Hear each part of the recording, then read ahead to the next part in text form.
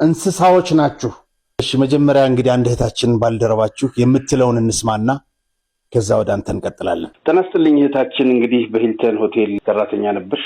አዎ። ምን ያህል አመት አገለገልሽ? እንግዲህ ማቃቸው ነገሮች አሉ ነው የምትይው።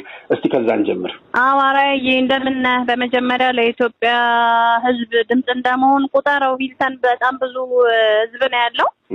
እግዚአብሔር ይባርክህ። አንተንም አበበችዬንም በጣም ነው የምወዳችሁ፣ በጣም ነው የማመሰግነው። እኔ እንግዲህ 1 አመት ያህል ነው ያገለገልኩት በሂልተን ሆቴል በአንድ የስራ ኃላፊነት ፖዚሽን ነበረ እየሰራው የነበረው። ያው እነዚህ ሰዎች አማረውኝ ስራዬን ለመልቀቅ ተገድጃለሁ ማለት ነው። በጣም በብዙ ነገር በምንድን ነው ብዙ ነገር ምንድናቸው? እስቲ ግልጽ እናርጋቸው እና የሚፈጸሙት በደሎች ወይም ባንቺ ወይም በሌላ የደረሰው ምንድነው?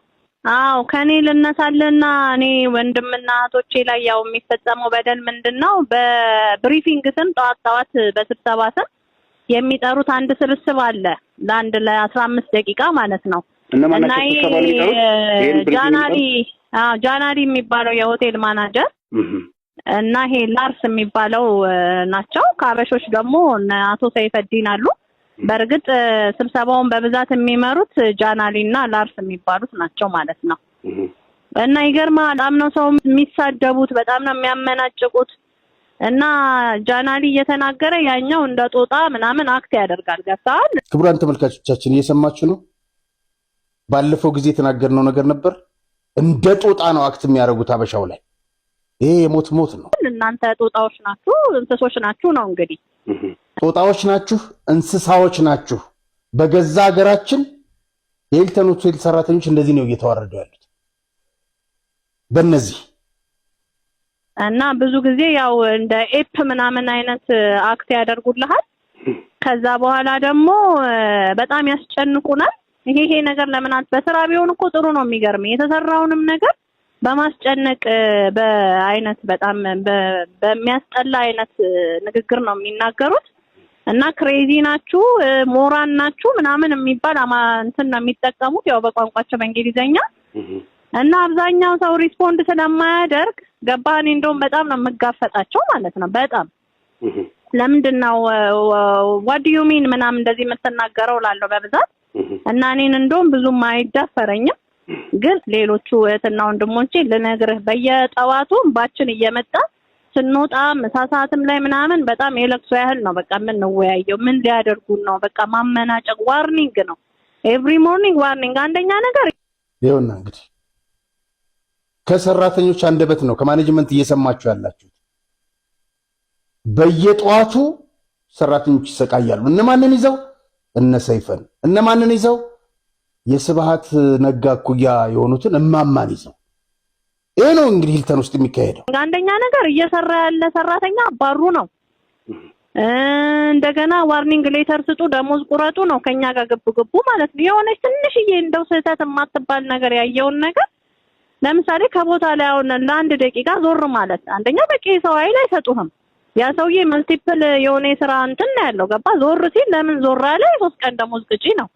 ከኔ ጋር በተለይ ግቡ ከሁሉም ጋር ተመሳሳይ ነው። እና እኔ እንደውም አንድ ሰራተኛ ይገርማል፣ ሁሉም ሰው ያውቃል። እዛ ፒዲአር የሚባል ነገር አለና እዛ ላይ ዱኖት ሚት ሰተሽ እንድትባረር ነው የምንፈልገው ብሎ ይሄ ጃናሊ የሚባለው እኔ አልሰጣትም። ለምን? እኔ ከገባው በኋላ ሰራተኛዋ በጣም ተሻሽላለች፣ ጎበዝ ልጅ ናት፣ ሲክሊፍ ታበዛለች አለ። እንግዲህ በፊት ትታመምና ሲክሊፍ ታመጣ ይሆናል፣ የስራ ኢንቫይሮመንቱም አይመቻት ይሆናል። እኔ በኃላፊነት ከመጣ በኋላ እንደውም በቃ እኔ ካንቺ ስትኖሪን ነው ደስ የሚለኝ በሺፍትሽ ራሱ መጥቶ መስራት ብላ የስራ ሞራሏን አምጥቼ በስንት ትሬኒንግ በስንት ካውንስል አድርጌ እኔ ነኝ የመለስኳት። ስለ ካልሰጠሽ ብሎ ጸቦ የተጀመረው ከኔ ጋር እንደውም በዚህ ነው። ይገርማል።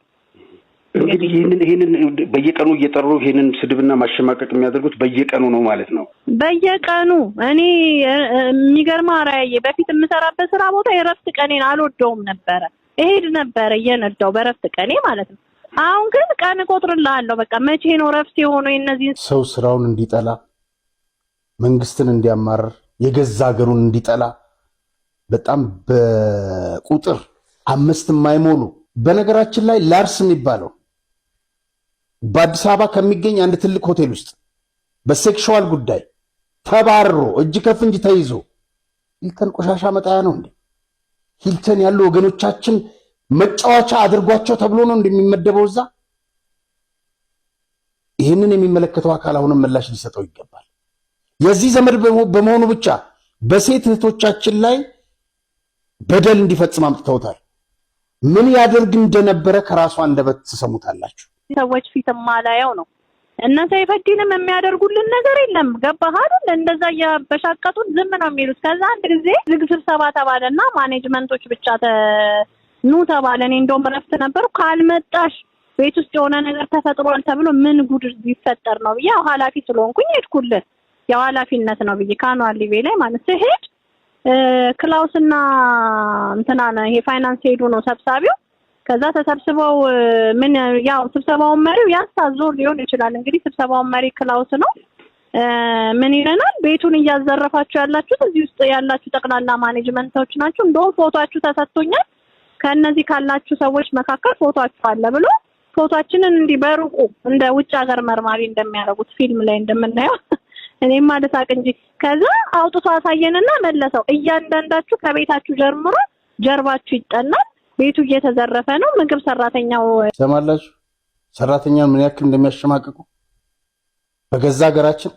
እነሱ እየዘረፉ ሰራተኛው እየሰራ ስልክ እየተነጠቁ ከቤታችሁ ጀምሮ ምርመራ ይደረግባቸዋል እየተባለ የት ጫፍ ድረስ ነው እነዚህ ሰዎች የሄዱት? እንዴት ነው ሃይባ ያጡት? አንድ ሰው ጀርመን ውስጥ አንድ አበሻ ወይም ጥቁር ወይም ሌላ ሀገር ውስጥ እንደዚህ አይነት መብት አለው የለውም? አንድ የደረሰን መልእክት አለ። እንደውም እኔ በምኖርበት አገር እንኳን ስራ አስኪያጅ ልትሆን ጥቁር ሆነ ሆቴል ውስጥ መግባት አይፈቀድልህም አለ። እኛ ሀገር ግን ሆቴል ውስጥ ገብተው አበሻ የተማረ ማአት እያለ ከነሱ በእጥፍ በላይ ችሎታ ያለው እያለ ያለ ችሎታቸው ያለ ሙያቸው ምንም ወረቀትና ማስረጃ ሳይኖራቸው ኢትዮጵያውያንን በዚህ ደረጃ እያሰቃዩ ይገኛሉ። ይሄው ምስክርነት። እንቀጥል። ደግሞ ሌላም ጉድ ሰማላችሁ። ሰራተኛው እያወጣ ከኪችን እየበላ ነው። እናንተም እንዳላየ እየሆናችሁ ነው። ራሳችሁም እንደዚህ የምታረጓላችሁ፣ ቤቱን በጀርባ በመታዘርፏላችሁ ምናምን ነገር ከከስተመር ብር እየተቀበላችሁ ምናምን። ይሄ ነው በነገራችን ላይ ከዚህ በፊት አላሳየነውን ፎቶግራፉን በደንብ ስሙት። ምን እንደሚያደርግ በሴቶቻችን እህቶቻችን ላይ ሂልተን ውስጥ ምን እንደሚያደርግ ስሟት ምናምን ብሎ እንዴት አሳቆ እንትን ሰብአዊ መብት የሚባል ነገር የለም። ሞባይል ሰተን እኮ ስንገባኛ እኮ እንጀራችንን ብለን ነው። ምን እንበል? እንዴት አንሰጥም እንበል? ተፈትሸን ሞባይል ሰተን ነው የገባ ነው እንደ ፖሊስ ጣቢያ ማለት ነው። እኔ እንደዚህ አይነት አሰራር የትም ምድር ላይ ይቻላል።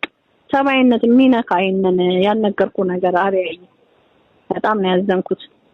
እንደዚህ ብሎ አስፈራርቶናል። ተጠንቀቁ ሌቦች ናችሁ ብሎ እና ይገርምሃል። እስቲ ምንድነው ችግሬ ብሎ ደህና ሐሳብ እንደሚቀበል ሰው ስብሰባ ጠራን ማለት ነው።